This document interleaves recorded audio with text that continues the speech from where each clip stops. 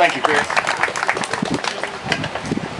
I would like to recognize our city staff. I know our city manager, Fred Edens, is over there, as well as Bill Carter, councilman of the city of Elizabethton, and all other staff members of the city of Elizabethton, and council persons, and even previous council people that was involved in restoring and restoring the cover bridge.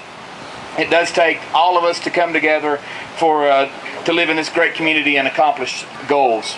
And I also want to recognize all of our chamber staff. They've been kind of under the gun in the last few weeks making and pulling the Cover Bridge celebration together, and many other volunteers and board members like Chris and others that are out here in the audience. I'd like to recognize them and appreciate them for all the hard work that they have done. Yes, give them a cheer. Anika, our interim director. Thank you, staff, for all you've done. I'd like to make a presentation at this time. The historic Cover Bridge is a landmark, and it's only one of two covered bridges that it's identified by the Tennessee Historic Marker, and it's listed on the National Registry of Historical Sites. It's built in 1882, and this year it's being 130 years old. The Doe River Cover Bridge behind me is a symbol of Elizabethton, and it's something that all of us should take pride in. To celebrate its birthday and to preserve a part of local history, Bill Kite, come up here, Bill, if you don't mind. To celebrate its birthday and to preserve a part of local history, Bill Kite has created 30 commemorative ink pens that's carved out of the original wooden trusses from the Cover Bridge, some built 130 years ago. Bill's hobby of making pens started by his passion for woodworking and his desire to preserve the heritage of Elizabethton. The commemorative pens was his idea, and since the Cover Bridge was such a part of his life growing up, and he often recalls coming to the downtown area when you're able to drive through the Cover Bridge and then playing in and around the bridge as a child. These souvenir pens can be sold and is being sold through the Chamber of Commerce. And we want to thank Bill Kite for his hard work and his dedication and his thoughtfulness to the community, and present this plaque to Bill for all of his hard work and his dedication. Bill, appreciate it.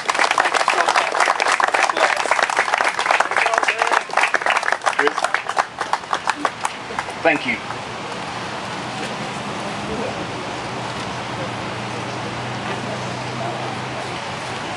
If you've not reserved one, you better, is there 30, is that what? How many's reserved already?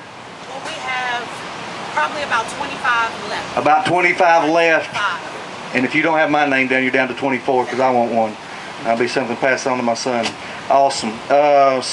Next, a great civic leader who recently retired, has done a tremendous amount of work in our town and had a tremendous amount to do with the Covered Bridge. And we were talking to Fred Edens, and we were talking about who would be the person to speak and talk about the history, and couldn't find anybody any more better or more qualified.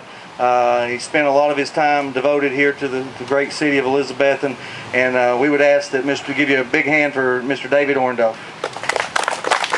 Thank you for being here today. Thank you, Chris. I've been called a lot of things before, but never a special guest, but I do appreciate that.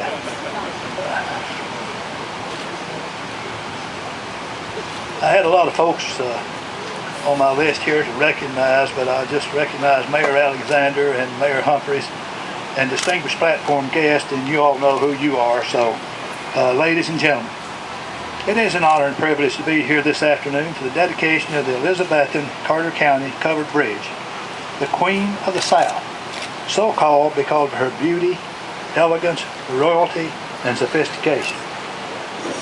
We're here today as a result of the Carter County court action in 1882, as stated in the court's record in 1883, and I quote, Elizabethton's famous covered bridge, designed by and construction supervised by Colonel Thomas E. Madsen and A.T. Johnson, George Perry and Mike Lindemood were the carpenters who actually constructed the bridge.